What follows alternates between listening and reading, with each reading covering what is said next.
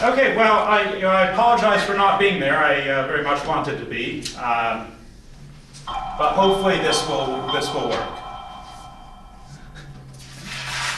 So I'm going to start just by telling a little story, since this is a sort of joint project with Bernd and Siebert. I want to start with some motivation to explain how things actually got started.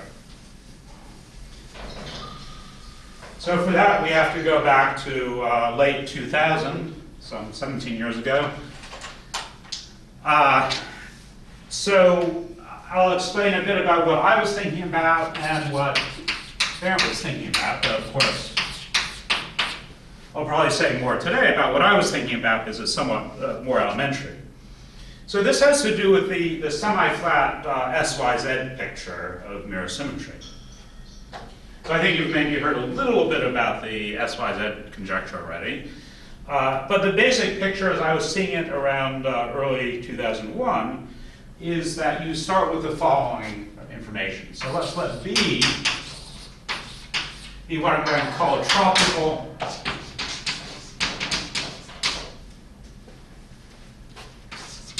affine manifold.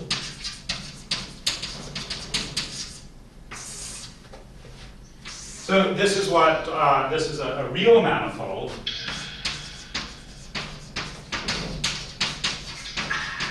with transition maps in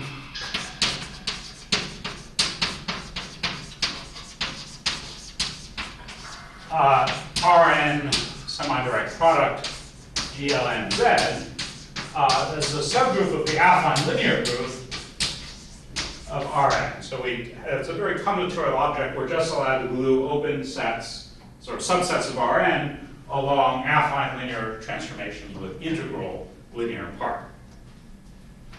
And the main point is that there's a natural local system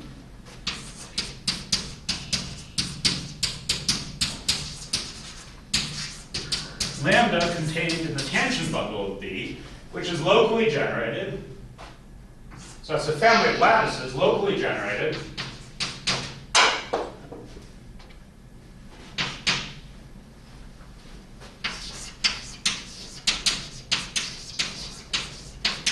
by the fundamental vector field ddy1 through ddyn, where y1 through yn are local coordinates, or affine coordinates.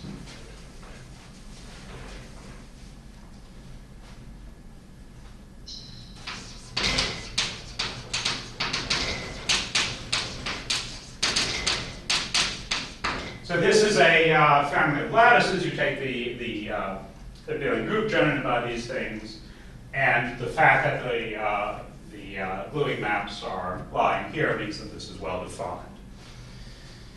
And dually, you have lambda check contained in the cotangent bundle generated by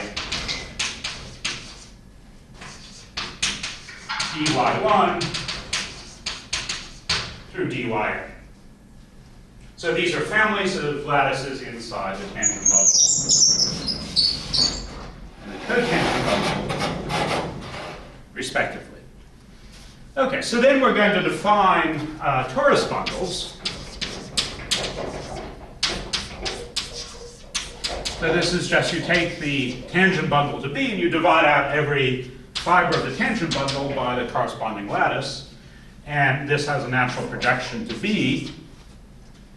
And similarly, we have x check of B is a cotangent bundle of B of the dual family of lattices. And that also comes with a projection to B. And these are both torus bundles. But they're dual in some precise sense. Now, so this is often called semi-flat SYZ. It was studied quite a lot in the 90s by myself, by Conan Lung and his school. And the problem with this is a great toy picture for mirror symmetry, and it works perfectly well, say, for abelian varieties, but not much else. And the reason is that if you're interested in mirror symmetry for Calabi-Yaus, these things will have Euler characteristic 0, since all the fibers have Euler characteristic 0. So you can't get interesting Calabi-Yaus. So the solution is to allow singular fibers. Sorry, let me.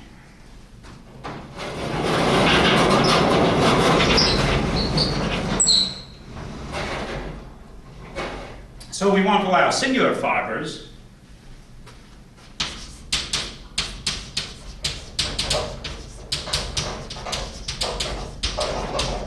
So what we're going to do is consider situations where we have B0 contained in B, where B0 has this affine structure, but B doesn't.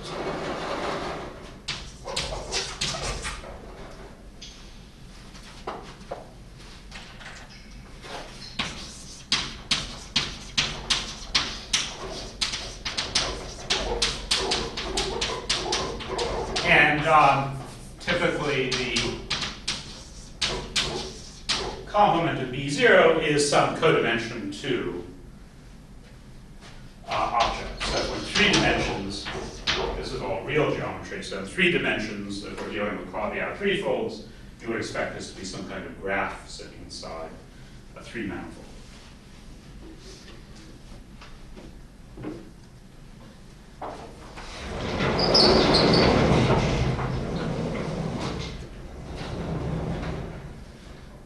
Okay, so then the question comes, well, according to this construction, we have torus bundles x of B0 over B0, because we have this affine structure on B0, and similarly we have the torus bundle x check of B0 over B0.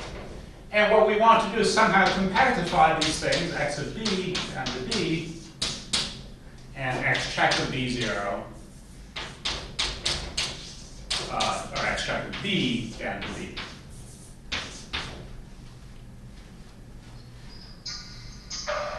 Okay, so there are various levels at which you can try to compactify these things. So the first thing is that this carries a natural complex structure.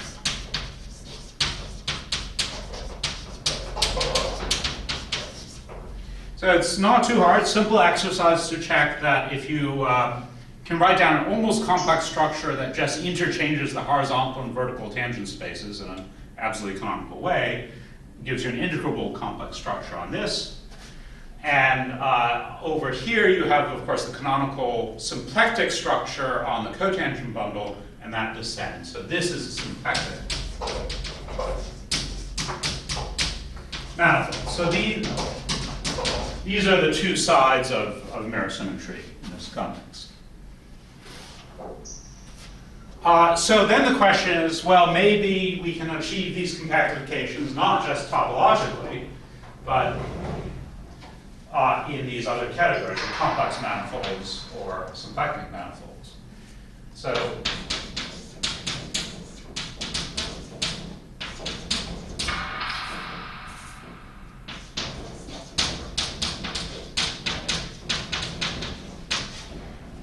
in nice cases, you can achieve these compactifications topologically. Symplectic, so on the right-hand side, you can kind of do this in the symplectic category. This is, for example, work with Castanio-Bernard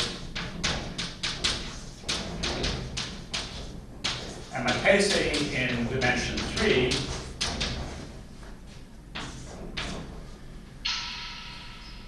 So that's great. On the right-hand side, you can find symplectic compactification. But then on the left-hand side, we need a complex compactification. And that just doesn't happen. It's not that we don't know how to do it, it just doesn't happen.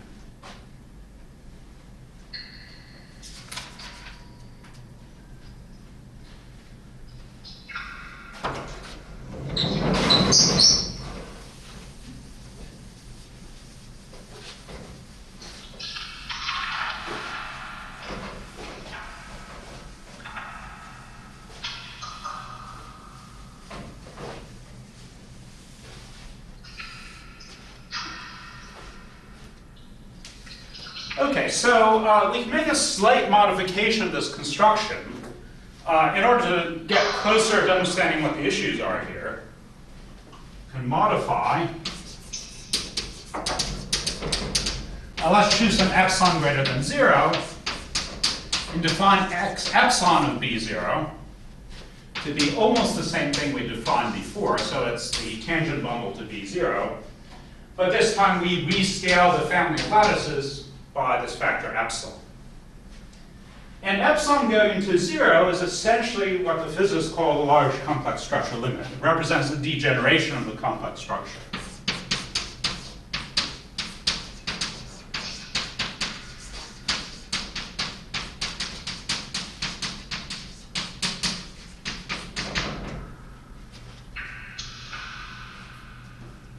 And what we would like to do is perhaps try to perturb this complex structure, especially for epsilon very small, perturb this complex structure so that we can compactify. So this was really my goal in early, sort of in 2000, modify complex structure for small epsilon.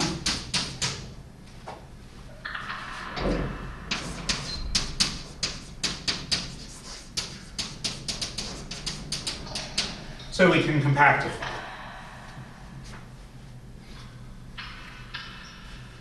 Okay, so there was some work in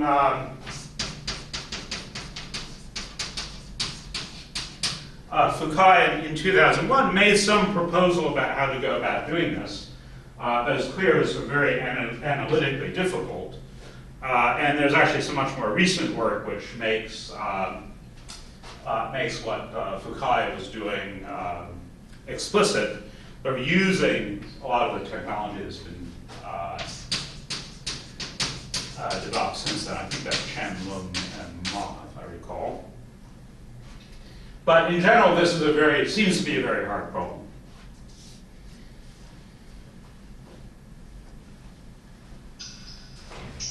But this is what I was thinking about around 2000, late 2000.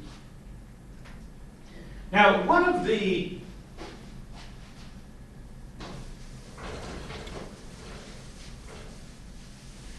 things that was becoming apparent around then is that actually we can try to say something about the affine manifold. So as epsilon goes to 0, that's supposed to correspond to a large complex structure limit, and we know that a large complex structure limit, algebra-geometrically, should correspond to having a variety degenerating to some union of varieties. So a very simple local model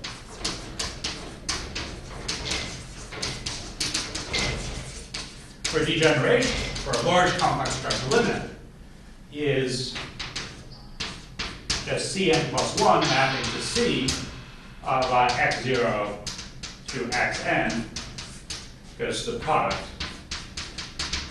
of the xi's.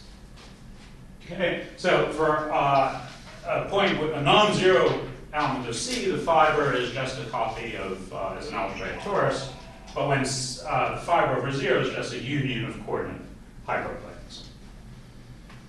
So that's the basic picture. Now, locally, there's a little exercise that you can do. Let's take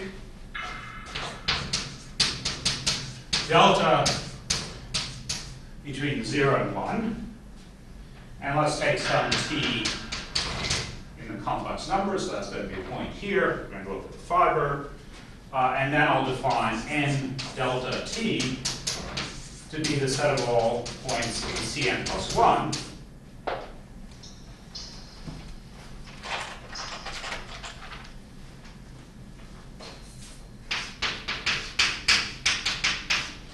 Such that, first of all, the xi's are small, as regard xi is less than delta, and a product of the xi's is equal to t.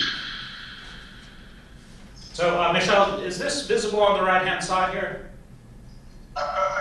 Good, excellent.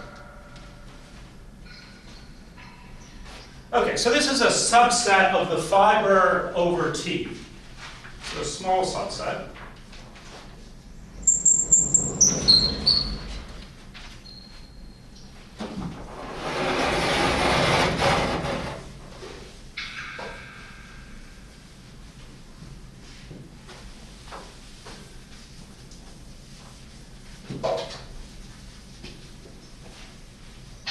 And then there's an easy to define torus vibration on it.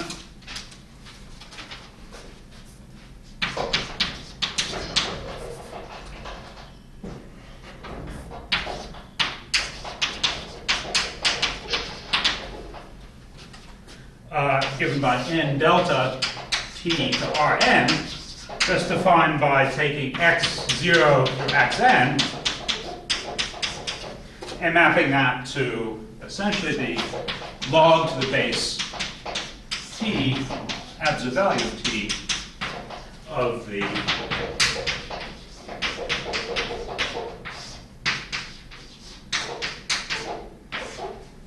absolute values of the coordinates. So it's a relatively easy exercise to check.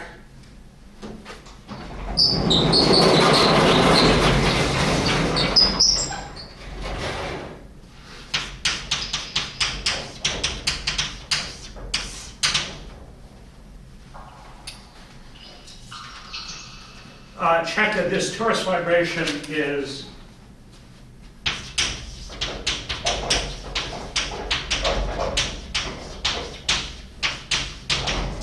so there's some image in Rn. The map is certainly not surjective because we've passed this small open neighborhood of the origin in Cn plus 1 governed by delta.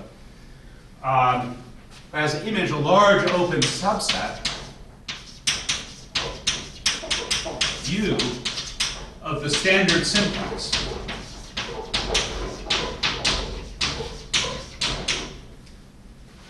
So the standard simplex here is convex hull. Sorry, I made a mistake here. I want to start at 1 here, not 0. I want to map to Rn, not Rn plus 1. So the standard simplex is the convex hull of the origin and the standard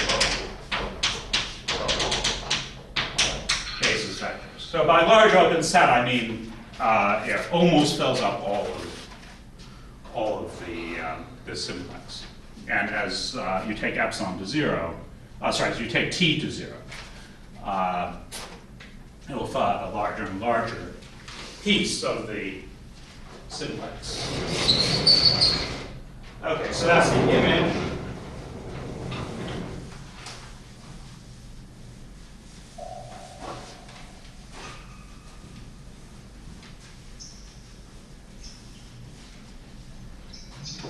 And then,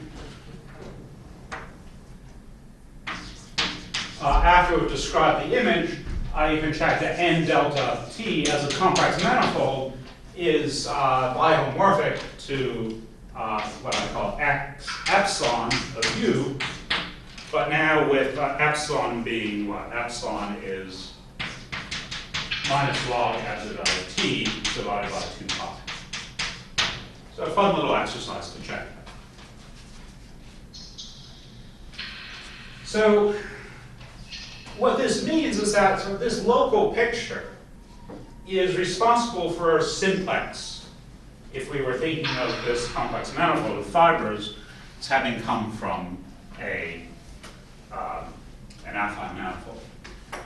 So more generally, if you have degeneration of Calabi-Yau manifolds, then what you should expect from this is that if the degeneration is normal crossings, then the affine manifold B that gives rise to it in this way should be what we call a dual intersection complex. So for every zero-dimensional stratum of the degeneration, we have a simplex, and those simplices get glued together according to the geometry of the degeneration.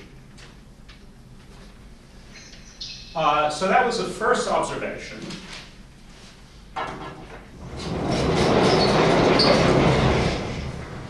A second observation, which will turn out to be quite important for what I want to talk about, is the following exercise.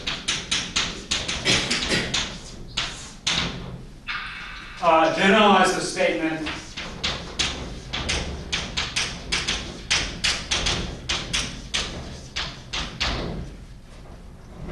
to a family defined by toric geometry. So So here when I write X sigma, I mean the toric variety defined by a cone sigma.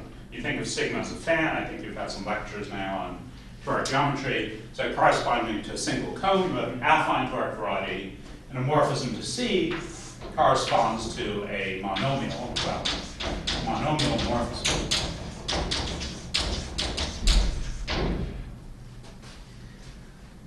So it's a morphism C determined by a monomial on X sigma. So this is a generalization we already had in this example. We just had this toric variety, affine n plus 1 space mapping by monomial to affine line. And then it turns out that if you do this,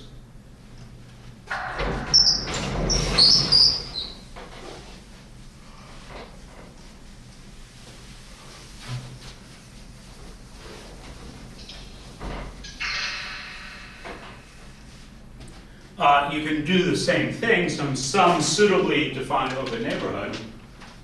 So analog of n delta t is bihomorphic to some x epsilon of u, where u is a large open subset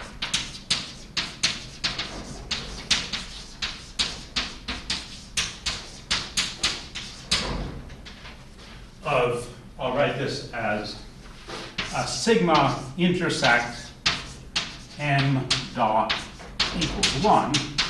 So what do I mean? So first of all, this monomial here is given by z to the n.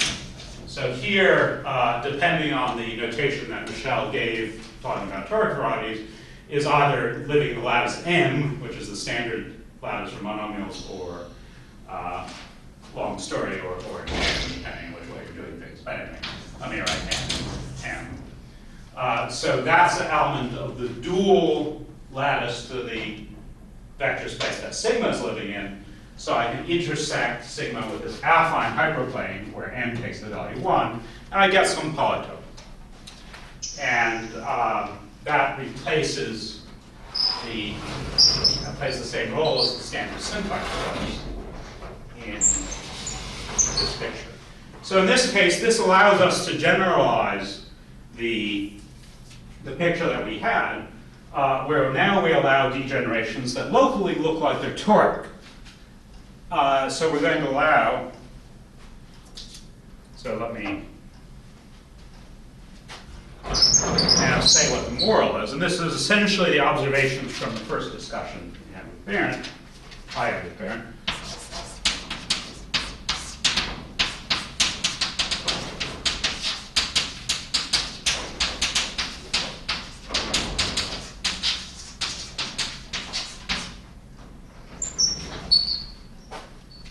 So understand B, this mysterious affine manifold, by considering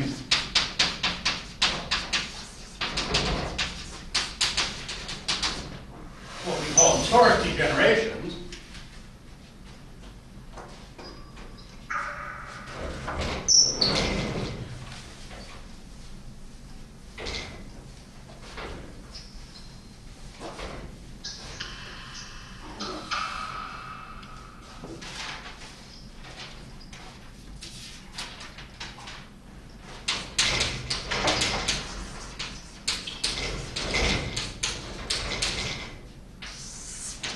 So these will be things, I'll make more precise later, these will be families over one-dimensional bases, which locally look toric. So locally in the analytic topology or the tall topology, depending on your taste.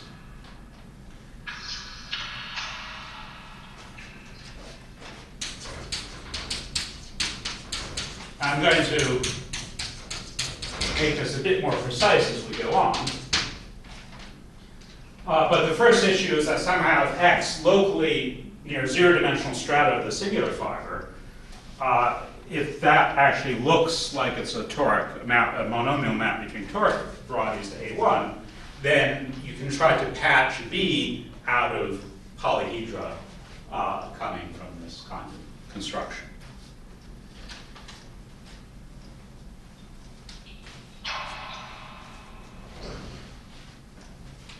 Okay, so this is intended to be very vague at the moment. The other thing that Bernd was thinking about, also around 2000, and maybe I'll just say a few words because I can't yet make this precise. He was looking at ways of trying to build degenerations of various varieties, of various algebraic varieties, by building the central fiber of the degeneration, and then trying to put something which I'm going to define shortly, put a log structure on that central fiber. So this was work with Stefan Schroeder.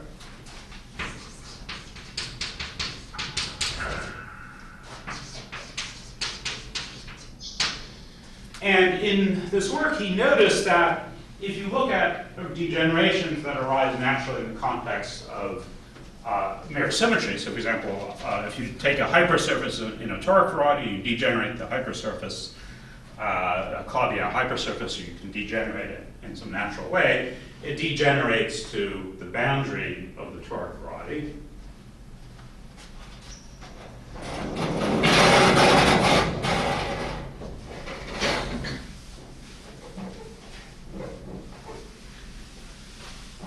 And then what he noticed, sorry? Can you ask a question? Yes. Okay, I'm confused.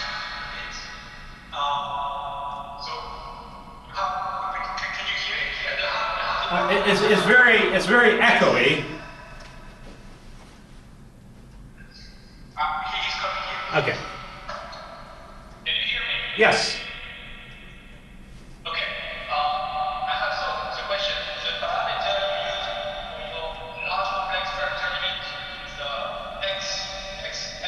That's right, yeah. Epsilon, right. And typically we will take epsilon tending to 0, right? Right. Okay. And here you fix epsilon equal minus 1 of starting value of t. Right, so if you think of t going to, oh, sorry. Yeah, that doesn't go to 0, does it? Maybe I got the wrong formula. Maybe it's I think it's epsilon. This is epsilon inverse. Okay. Yeah, sorry. Yeah. Also, I use n for functions. Sorry, Nishan? So I use the same convention as for n. Okay. Like the function line. Okay. We'll actually, I probably won't be using that. Need to worry about that later on. So. Okay. Yeah, so so right now I'm just talking a little bit about sort of the philosophy that Bernd brought. So he was looking at, let me finish this sentence. Actually, which sentence? All right.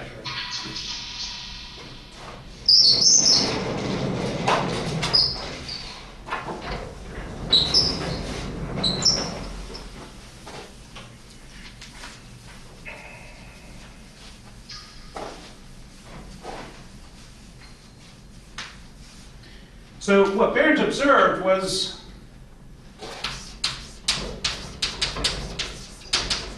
interchange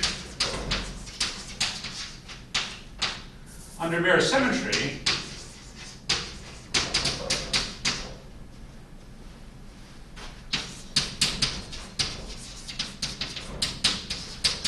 of data controlling the irreducible components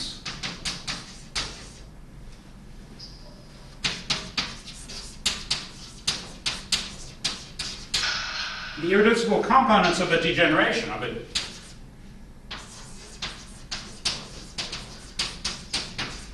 So you have some family like this, and you have some central fiber, 0 over 0, you have x0, and this x0 should be a union of lots of irreducible components. And in some nice cases, those irreducible components will be toric varieties and glued together along toric strata. And he noticed this sort of interchange between data controlling those irreducible components and data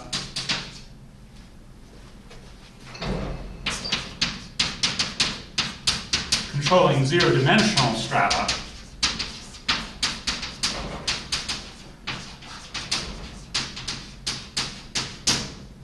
of the mirror.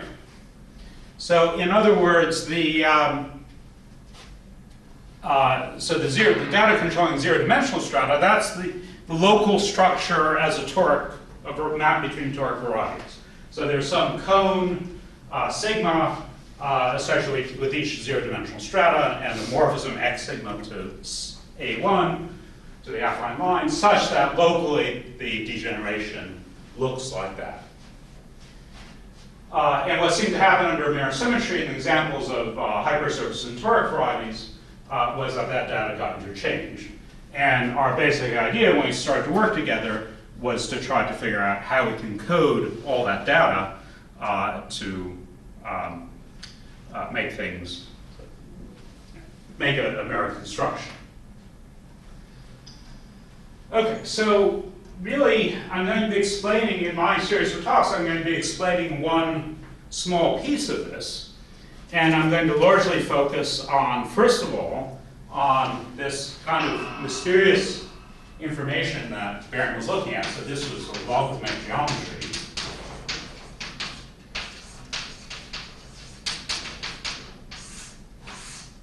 And explain how we can use logarithmic geometry to understand mirrors, and in particular, lead up in the end to a very powerful, hopefully powerful mirror symmetry construction.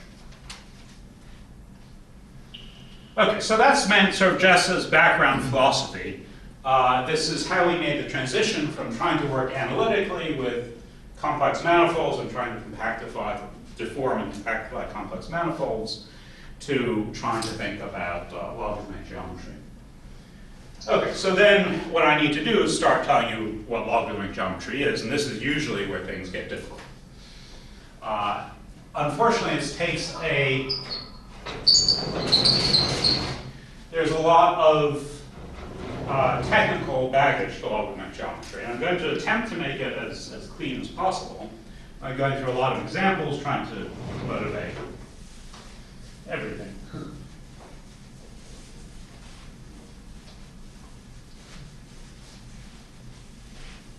Essentially, the idea of logarithmic geometry is as a way of working with things that look toric locally, but not globally.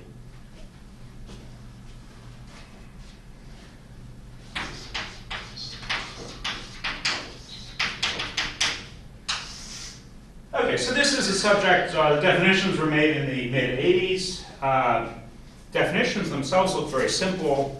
I remember I was a graduate student when the definitions came out, and someone gave a talk in our student seminar about them. I had no idea what they were talking about. And part of the reason is that the definitions look too simple. So let's start with the definition of a log scheme. Definition. A log structure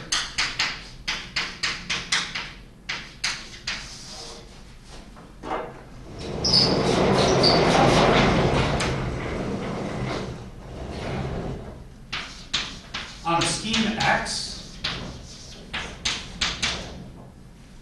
is data of, first of all, MX. This is just a sheaf of, now leave some space here, sheaf of monoids on X. And what goes over here, just to make clear, I'm not going to say this repeatedly, but it's a sheaf of commutative monoids. All monoids are commutative and with unit. Thinking of monoids as multiplicative. So all my monoids are commutative and have a unit.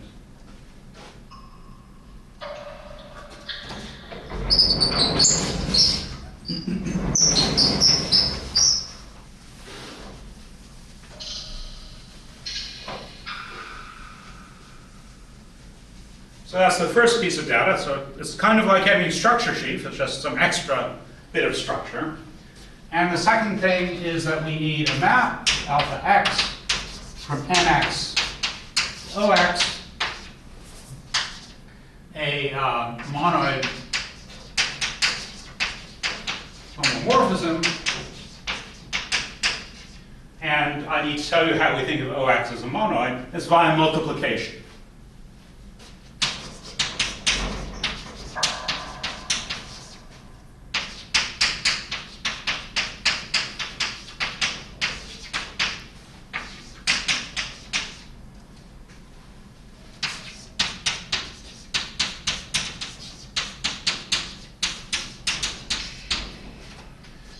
Okay, so it's just a little bit of extra information. And there's one property that this data has to satisfy, very simple requirement. And such that alpha induces an isomorphism, alpha x, between the inverse image of the sheaf of invertible regular functions on x to OX star. So there's only one, for every invertible function here, there's an element here which maps to it, and there's a unique element in mx which maps to it under alpha x. So that's it. There's very little extra information. Now, to make this interesting, of course, we need a category, we need morphisms. So what's a morphism?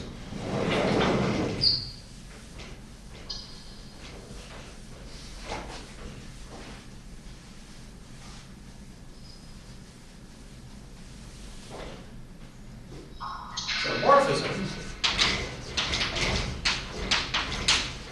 So actually, let me add it down here. We say we call the triple x mx alpha x a log scheme. Okay, so I need to, this is the objects in our category of morphisms, morphism of log schemes.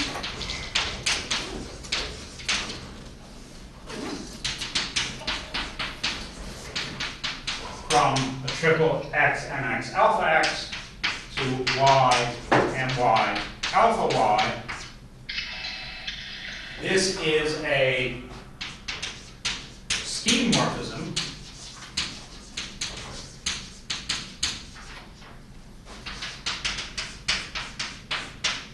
from x to y, first of all, and it's enriched with a bit of extra information. Along with another structure map, the pullback of elements of the sheaf M, which we call F. This is not a B, this is supposed to be flat, the musical notation flat. F flat from F inverse My to Mx. And then, of course, you need some sort of compatibility for all this information.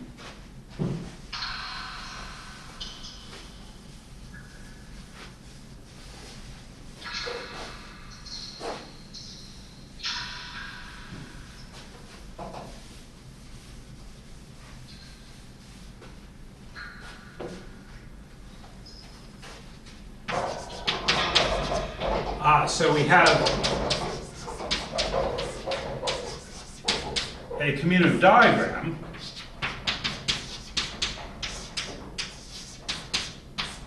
we have those two alphas, alpha y and alpha x. Here we have F flat, and then down here we have just ordinary pullback of regular functions. So this diagram should commute. So this is just compatibility between all the obvious bits of information here.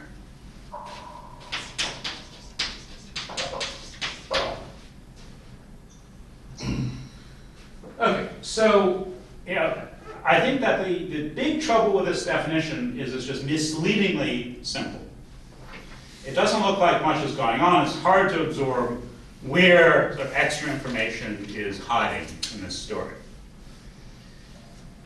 So now I really should take the time to build up some examples and start to build up some intuition about where all this comes from, or what you do with it.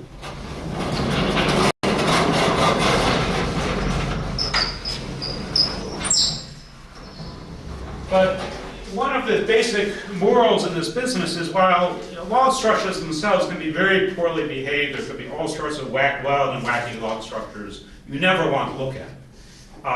All the ones really that we want to look at are all of a fairly standard form. And the key example, so I'm going to go through a series of examples.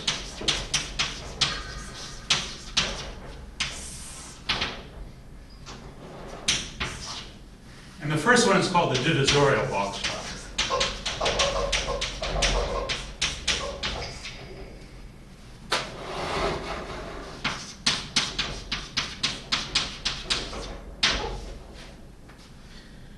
And in a sense, this is a motivating example. And once I give you the example, I'll tell you where the word log came from.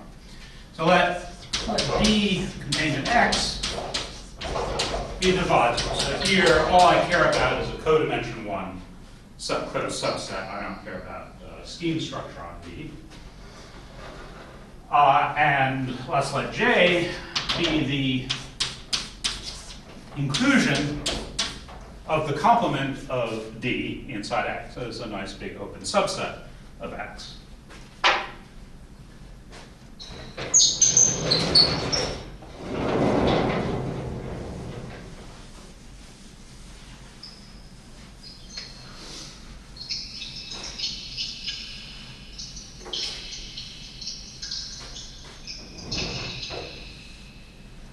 Okay, so now I'm going to define Mx. So Mx, kind of slightly abstractly, I'll write this as J lower star of Ox minus D star intersected with Ox. So this is just a slightly complicated way of saying it's the sheaf of regular functions on X, regular functions on X,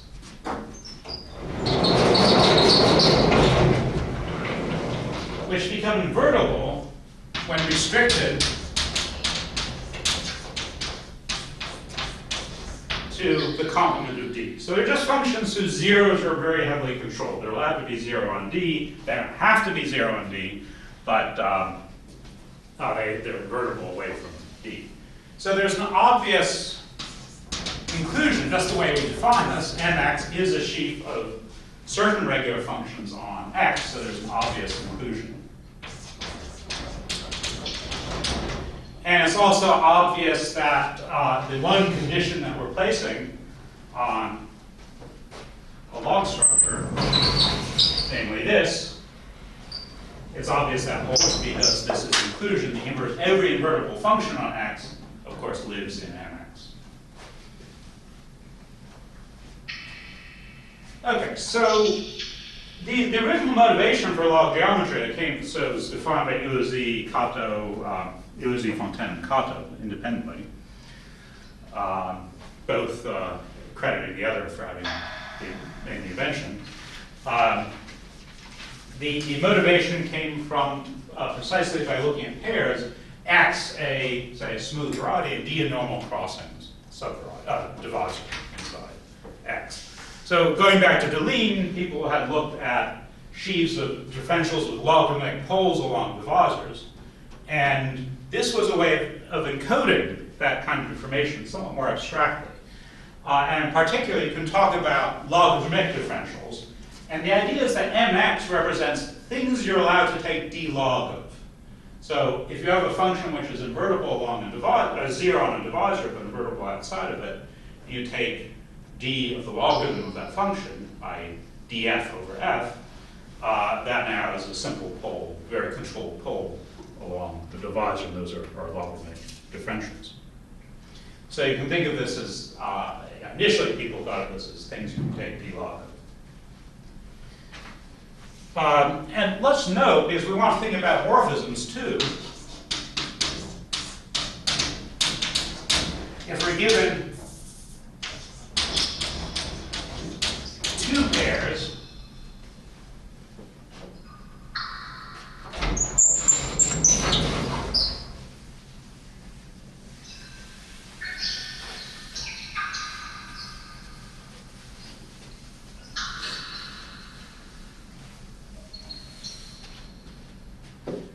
we're given pairs xd and ye, where d and e are divisors in x and y respectively, and given just an ordinary morphism between x and y, then what condition guarantees that you get an induced logomorphism? Well, if you think of this diagram, if you use this definition for mx and my, mx and my are just subsheaves of ox and oy, so you need to make sure pullback the functions respects the condition on mx and my. So in particular, you need the property that the f star of a regular function phi vanishes only on D if phi vanishes only on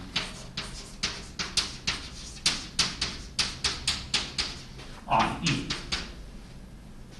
And how do you achieve that? Well, that's pretty easy, i.e. you just need the inverse image of E to be contained in D.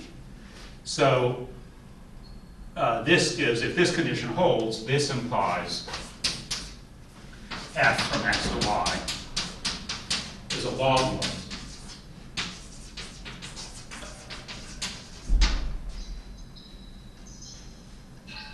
Okay, this is a slightly different. If you're used to thinking of topology, algebraic topology, and you think of a morphism of a pair, this is the wrong way.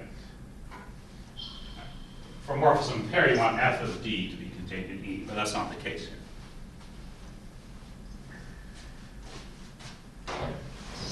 Okay, so that's the first example of a logomorphism. It's just a map between divisorial pairs. Okay, so that's all very easy. At this point, you just think, okay, log variety is a variety with the divisor. So now we have to get a bit more abstract to see some more examples.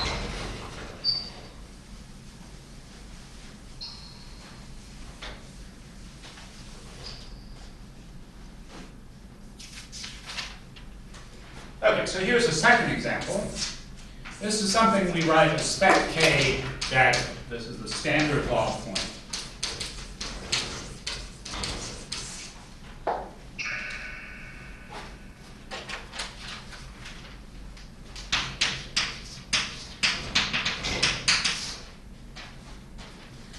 So here the underlying scheme is just the point, spec of the field.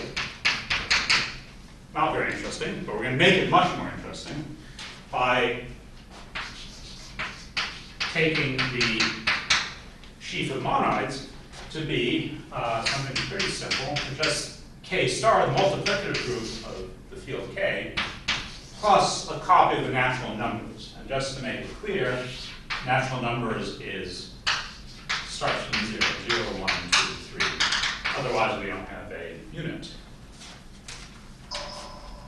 Okay, and then I need to tell you what the structure map alpha is. So alpha of Rn is defined to be R if n is 0 and 0 if n is non-zero. So it just basically smashes everything down to 0 except a copy of k star comma 0.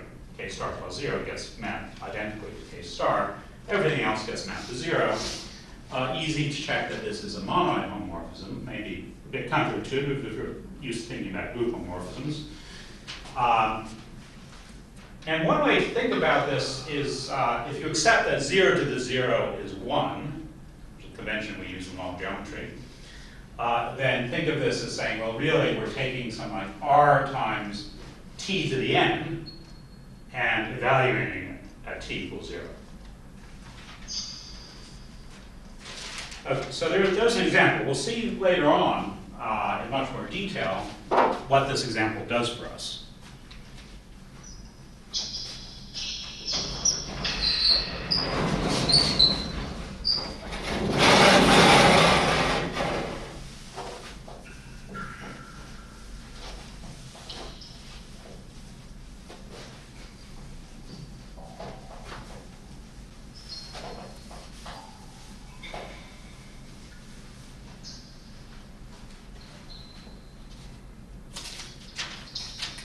Okay, so this is a special case of a more general construction called a pullback log structure.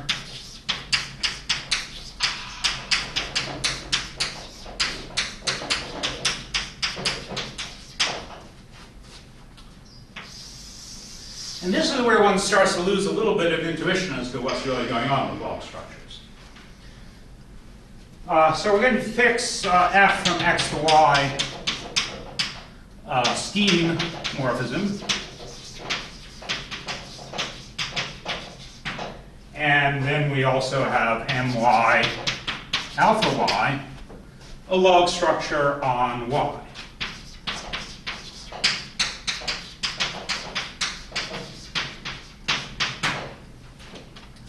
Okay, so it turns out there's a functorial way of taking a log structure on y and pulling it back to x.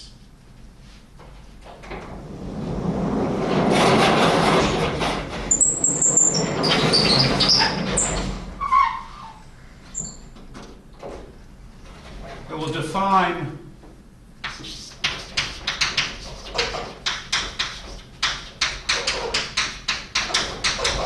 log structure on x, which we write as f upper star my, pull back to my. And what this is you pull back my via the morphism, so you get a sheaf f inverse my, whatever that is, it's some complicated gadget. Remember, these are not coherent sheaves, so you can't use intuition from ordinary algebraic geometry for this. And then you add in a copy of OX star, and you divide out by a certain equivalence relation. This equivalence relation, the idea is this is probably not well behaved. And in particular, who knows whether this has a subsheaf isomorphic to OX star. So we're going to force that to happen. So we're going to insist that a p comma 1 is equivalent to 1 comma f star of alpha y of p if alpha y of p is invertible. So we're just going to sort of force things to sort of be identified with OX star, with elements of OX star, when it looks like they should be invertible. So let me try to describe this in a slightly different way.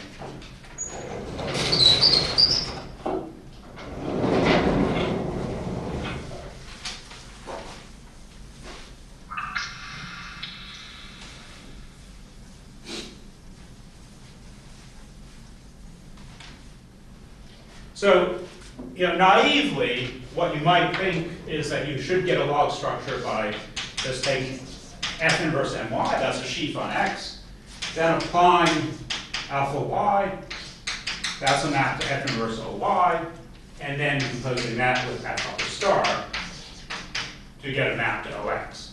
However, there's no reason that the composition should satisfy the property that we need a log structure to satisfy, namely the inverse image of OX star here may not be isomorphic to OX star.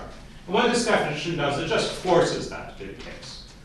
Unfortunately, at this point, you probably have completely lost intuition as to what's going on, and you shouldn't feel bad. That's normal. If you haven't seen log structures before, this is where this is the first time when I saw it, I started to feel queasy. Okay, so here's a trick for trying to visualize these things.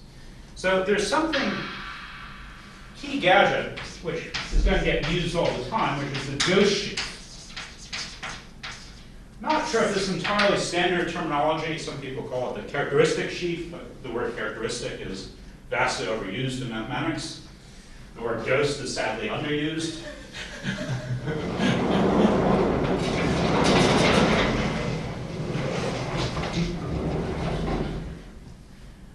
So the ghost sheaf, I write this as my bar.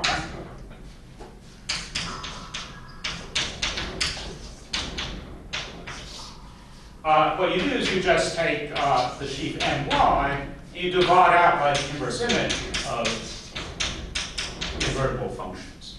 So I just put this in exact sequence. 1 goes to y star, goes to y alpha, inverse to my, goes to m bar y. Then the convention is always to write the Gauss sheaf additively, so I'll put a 0 on the right. And the basic idea is that the Gauss sheaf will encode some nice combinatorial information about the log structure. And most of the time, that's all I think about. When you tell me there's a log scheme, I visualize it as a scheme with this extra Gauss sheaf. So, for example,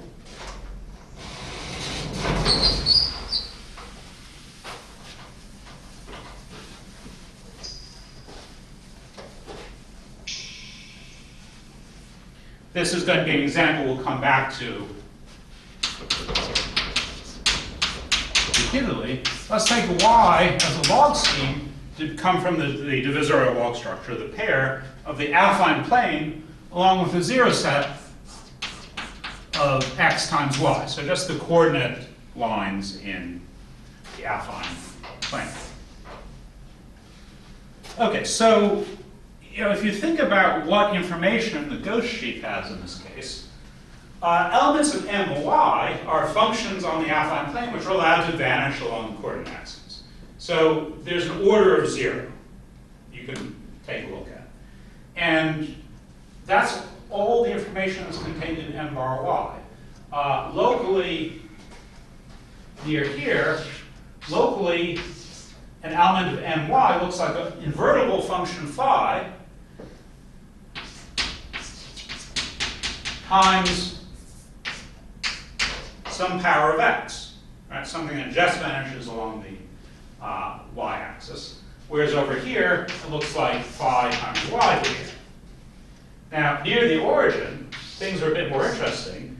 Functions look locally like phi times some power of x times some power of y. And it's these exponents that the Gauss sheaf is measuring. So the Gauss sheaf is a constructible, well, in most cases, constructible sheaf.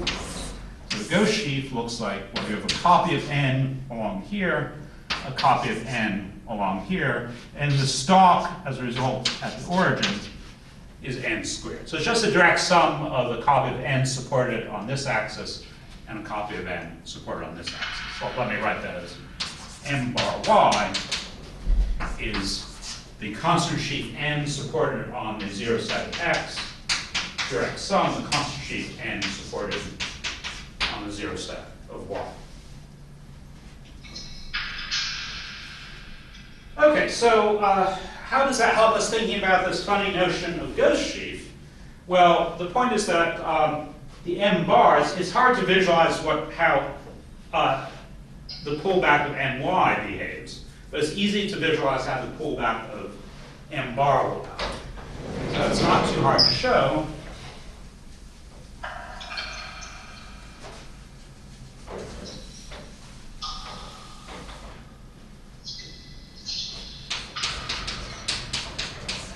That the Gauss sheaf of the pullback of my by morphism is isomorphic to just the ordinary pullback of the Gauss sheaf of y.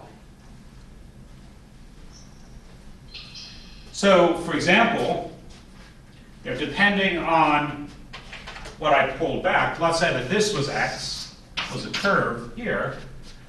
If I pull back the log structure on y, I'm going to just get some log structure on x which has a Gauss sheaf which is n here and n here. We just get two interesting points. A more interesting possibility, in fact, it's the divisorial log structure given by x intersect the coordinate axis. It's not that interesting. On the other hand, if I pull back to if I take x to be the coordinate axes, then I get something a bit harder to understand. Let's take x to be the 0 set of x times y. Well, again, I just get a copy of the coordinate axes with an n factor there and an n there in the Gauss sheaf. However, somehow it's much harder to understand what the sheaf nx is doing. It's easy to pictualize the combinatorics by thinking that the Gauss sheaf. But somehow the pullback to x is saying, well, we're actually going to have this variety, or this scheme, that somehow knows it's locally sitting inside an affine plane. So think of this as a scheme which knows it is sitting inside A2. Of course, it doesn't know anything about what's happening far away from the coordinate axes, but somehow there's some residual information about the way the coordinate axes are sitting inside A2, which is immensely useful.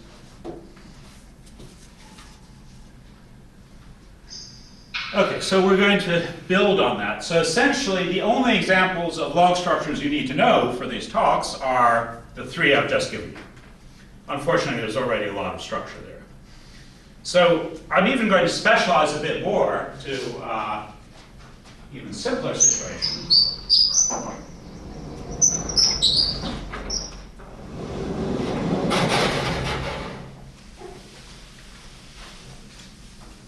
Well, not necessarily simpler, but more better behaved.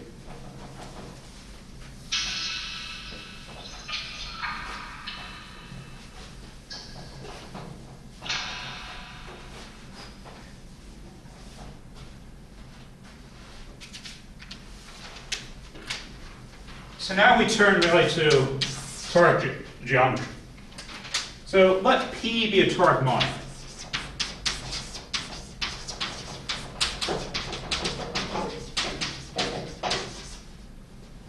Now what do I mean by this? Essentially these are the monoids you see in toric geometry, or sometimes semi-groups, depending on which book you read.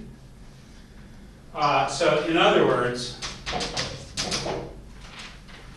you have some rational polynomial cone inside the vector space of a lattice.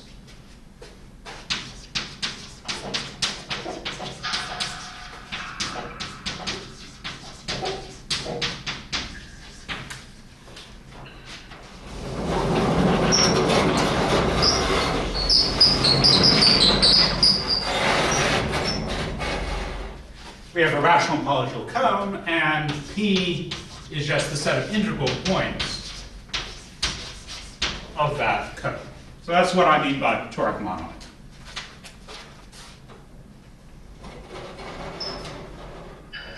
Okay, well this is, if you recall from your toric geometry lecture, this is how you start to create toric varieties. You can take X to be the spectrum of the monoid ring K bracket P.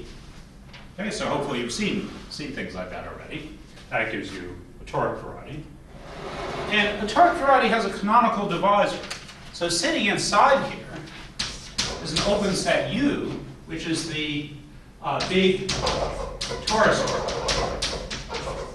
There's an algebraic torus sitting inside any toric variety in a canonical way, a copy of dimension equal to the dimension of X.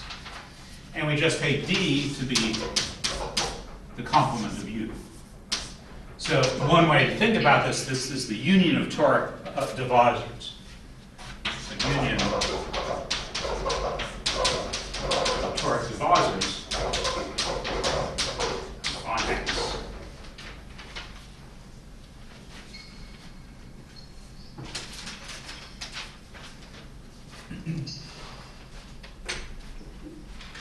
Okay, so now we can apply our divisorial construction. This is just a special case of the divisorial construction.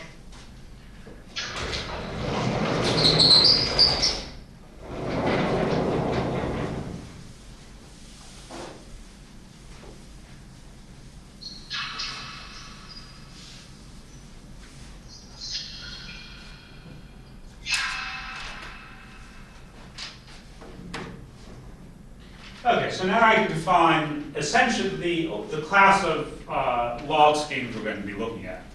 So a log scheme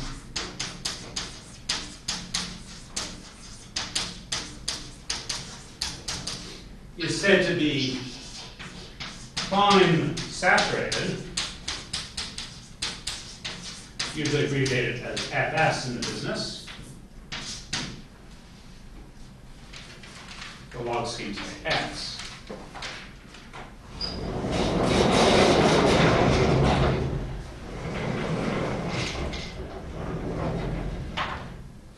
if at all locally, or whatever topology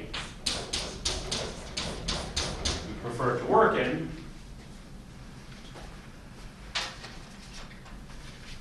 analytic, if you don't like at all, if locally it arises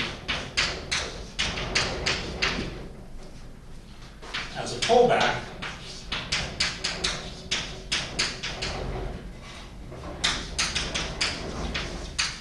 from a morphism, or via a morphism from X, again, sort of replace X with an open subset, to spec K bracket P. So, in other words, we're only interested in log structures that look like they're coming from a toric variety, but locally are coming from a toric variety.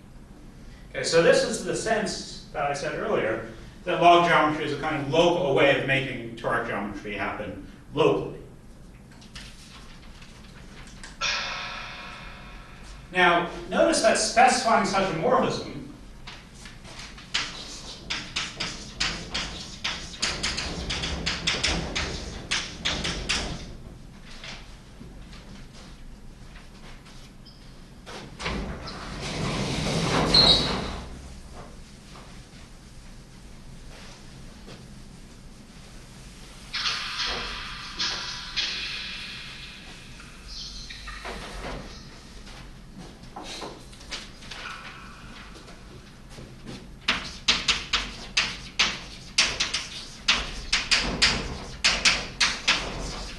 same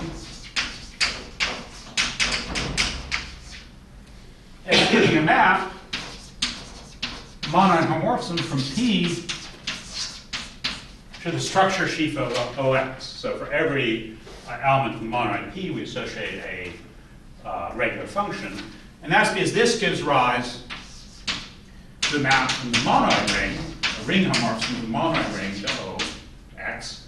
And of course, giving a map from a ring to the structure sheaf of variety gives rise to morphism X, the spectrum of the ring.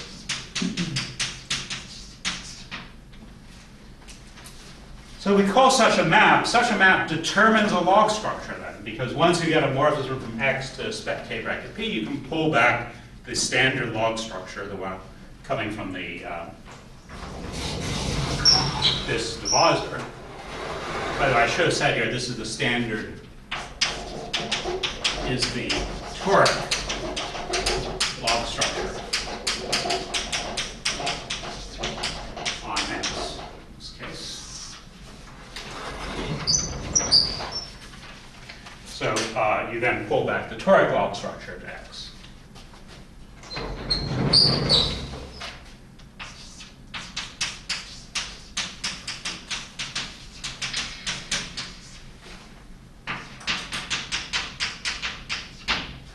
And then this thing is called a chart for a log structure. This is called a chart for the log structure.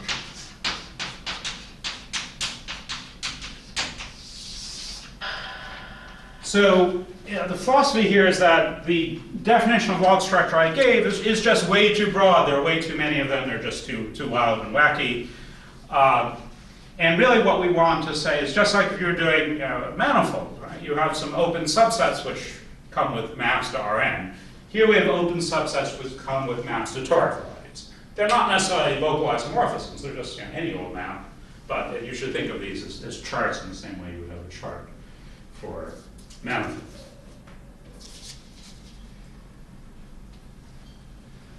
Okay, so these are the basic examples, and there's still a lot of getting used to what this stuff actually does for us, and I'll really be spending still the rest of this talk and a good deal of the next one explaining what kind of wonderful things this does for us.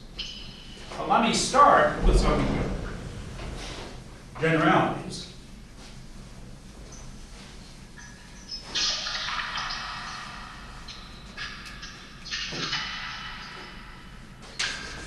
So a good question to ask here is, why do we bother with all this structure?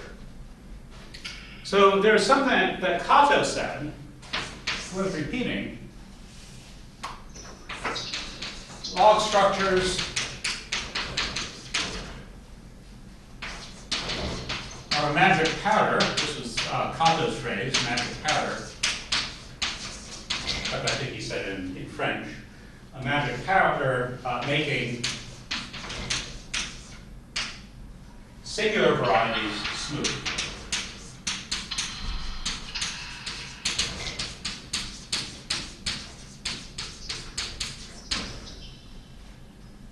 Okay, so what does that statement mean? Well, the point is that you can define, so, this stage of the game, you can look at, any textbook on algebraic geometry and take any definition and try to translate it into log geometry. So, for example, there's a notion of smoothness of morphisms in the ordinary. e.g., there's a notion of smoothness of a morphism of schemes. A very important notion that tells you in particular that, for example, all the fibers are smooth. Now, one way to define smoothness is by something called the infinitesimal lifting criterion. It doesn't matter what that criterion is. The important thing is you can just copy it verbatim in the log category. And you introduce the notion of log smoothness. Okay? Again, I'm not going to give you the precise definition because we never use it. Well, sometimes we do, but generally we don't use the precise definition.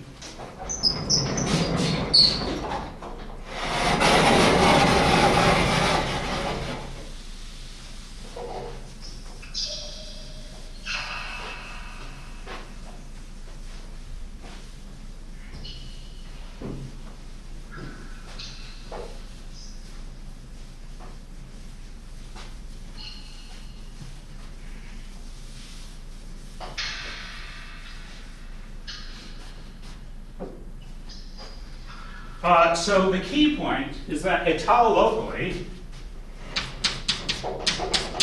again, erase the word etal if you really don't like to think about it. Etal topology.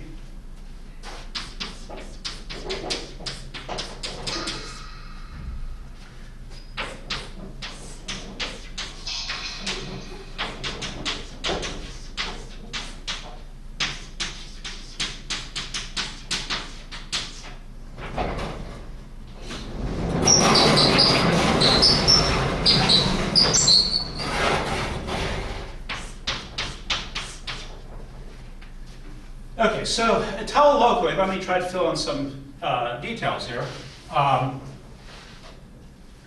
So this is the morphism, say, F, and then we have another morphism here, F prime. F prime reduced by a monoidal morphism, theta, from Q to P. So from Q to P, well, there's a monoidal morphism from Q to P, such that that then induces, of course, a map from the monoid rings, and hence taking spectra gives a morphism going the other way. So this side of the diagram is completely toric. It's a toric morphism, nice morphism between toric, affine toric varieties. And the statement should be, by the way, this should be, let's just make it easy to go properly. Objective. And then this should be, well, let's again make life easy. This is Cartesian. It's not quite right. Let me be precise. Okay. Such that induced morphism X to the fiber product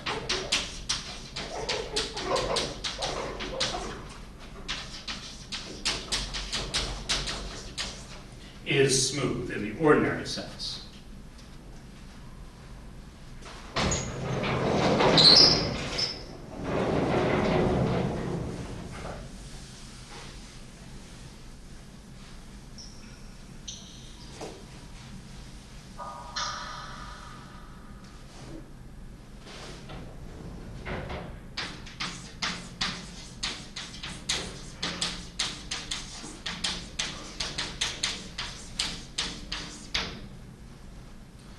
So what that's roughly saying is that more or less, I mean, this is making precise the notion that a log smooth morphism is one that looks like a toric morphism locally.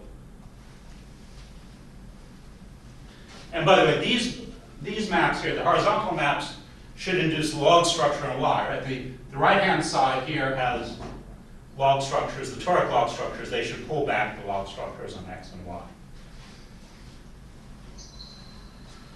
Okay, so for example, maybe simple examples here are more important than the general theory.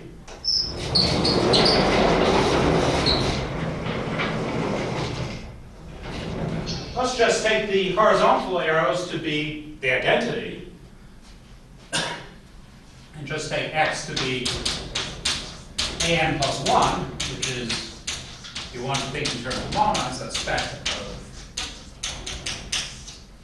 the natural numbers raised to n plus first power. That's the same way of describing polynomial ring.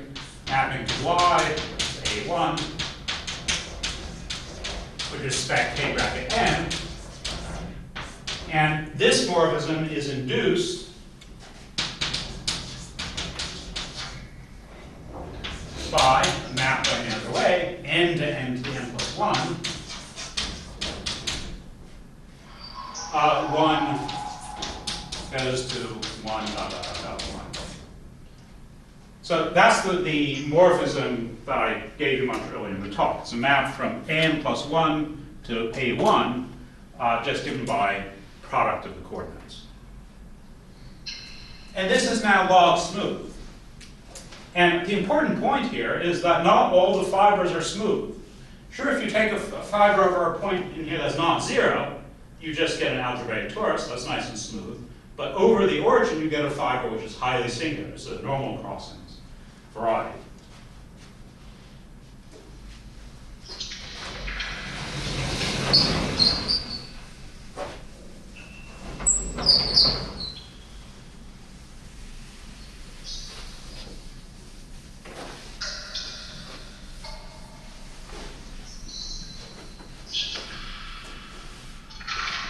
Okay, so now you can use this diagram to soup this example up. Do a pullback. Let's just embed the origin in A1. We still have an plus 1 mapping there for this. And what's the fiber over this? It's the 0 set of the product of the coordinates, x0 through xn. This is a normal crossings divisor. So if we use the log structures pulled back from here and here, we get a log smooth morphism over a point. By the way, what is the log structure pulled back to 0? Let me leave this as an important exercise to do. This is probably you do one exercise from today's lecture. This is really the important one. Check the log structure on 0 is what I defined earlier as spec k dash. So the example, the standard log point, is a special case of pullback. So we pull back the log structure on here, you get this special this standard log point. You pull back the log structure here, you get some log structure here, and now this normal crossing variety is viewed as being smooth in the log world. So that's really the sense in which Kato's statement that it's a magic powder that makes singular things smooth. Things that look toric are smooth in the log world. And that's where you get this extra power.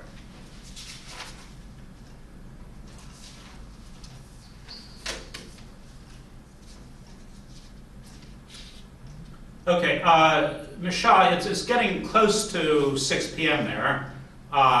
When should I stop?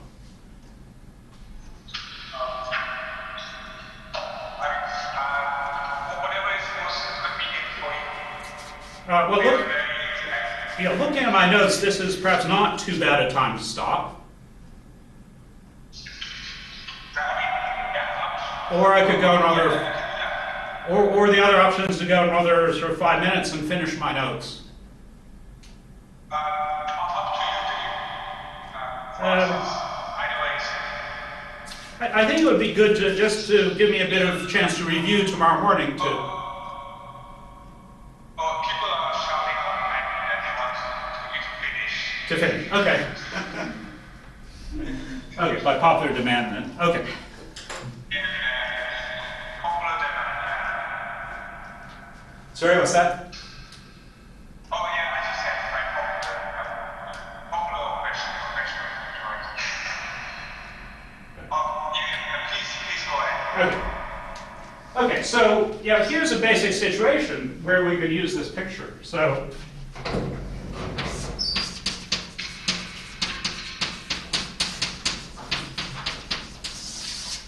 going back to the original motivation, we remember we had this situation where you might have a family, a degenerating family of Calabi-Yau.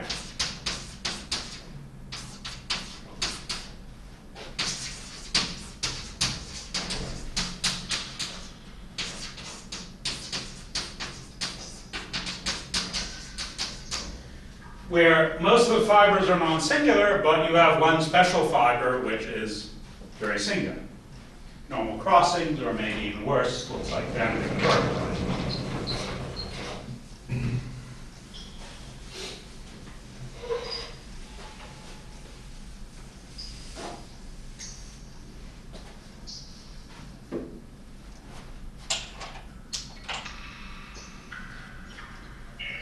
And now what we can try to do, we want to try to view x0 as being smooth by first putting on a divisor log structure on x0, on x and c. So give x, x0, and c, 0, divisor log structures.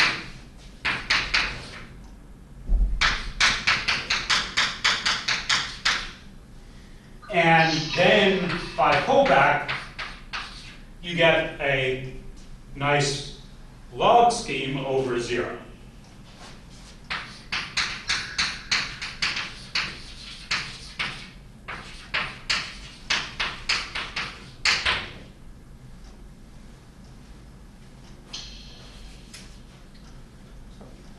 Okay, so the idea is that we're going to take very seriously the idea that we can try to do as much geometry as possible on the central fiber. And that's going to be really the main bulk of my talks, is about how we do that. But I do want to make contact with the early, the initial ideas I discussed with Bernd.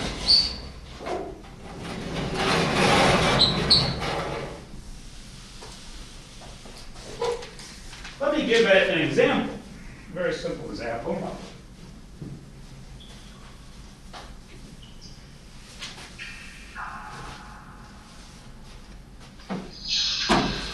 So let's take x to be the 0 set of, well, we're going to take t times f4 plus a product x0, x1, x2, x3.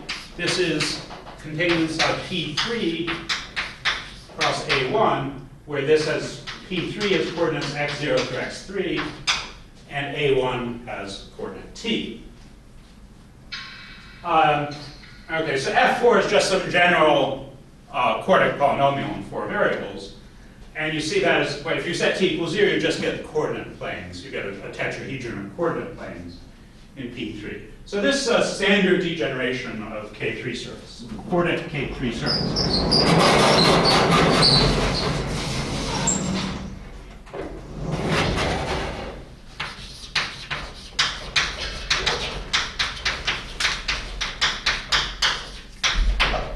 So this is the sort of degeneration that Bernd and I like. And the basic incarnation of, or slightly more refined version of what I said earlier about our idea for mirror symmetry is, well, in this situation, the central fiber is a union of toric varieties. In this case, it's a union of 4 copies of P2. On the other hand, we can do this trick. We can put a log structure on x0, and that log structure gives us some extra information. If you look at the Gauss sheaf, it gives you some information about what's happening at the 0-dimensional strata. And under mirror symmetry, what you expect is that to go from x0 to the central fiber of a mirror,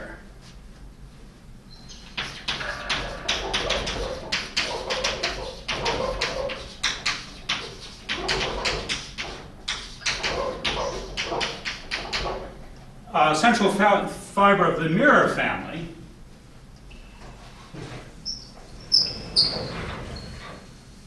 is just an involution that exchanges that combinatorial information at the zero-dimensional strata encoded in the log structure and the combinatorial information encoded in these toric varieties making up the irreducible complements.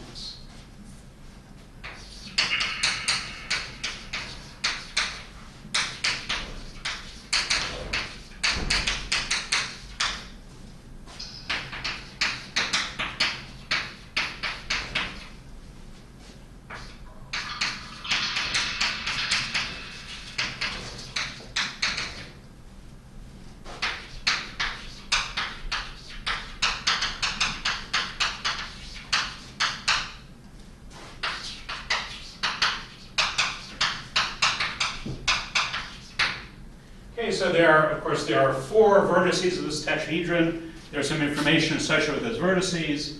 And when you try to construct the mirror, the central fiber of the mirror, you can use that information to construct a new central fiber. And then you have the difficult task of trying to smooth that central fiber.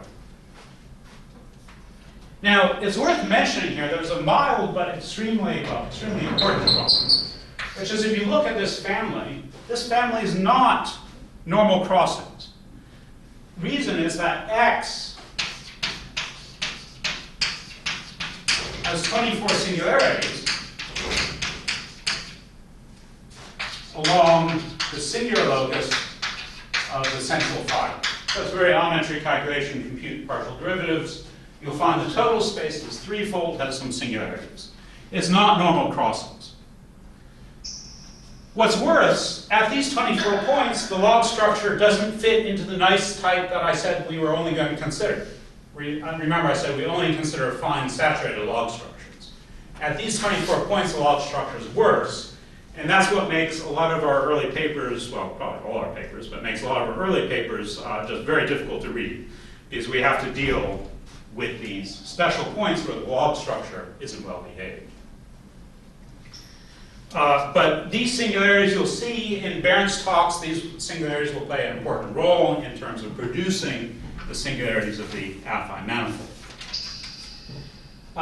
So I think what Bernd is going to be primarily concerned about is going through sort of a careful example of how you construct, so once you've constructed this mirror central fiber, you still have to smooth it.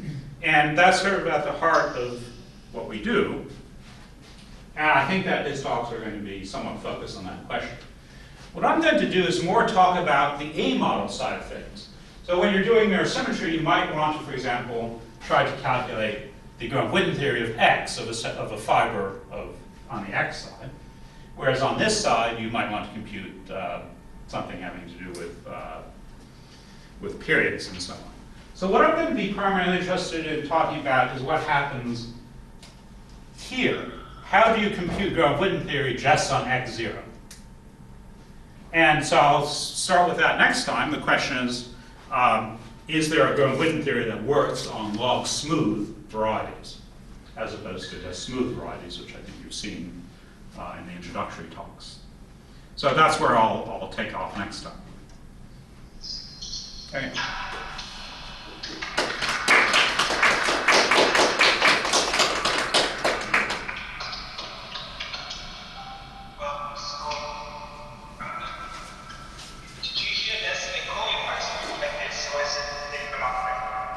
I think that was a bit worse, actually.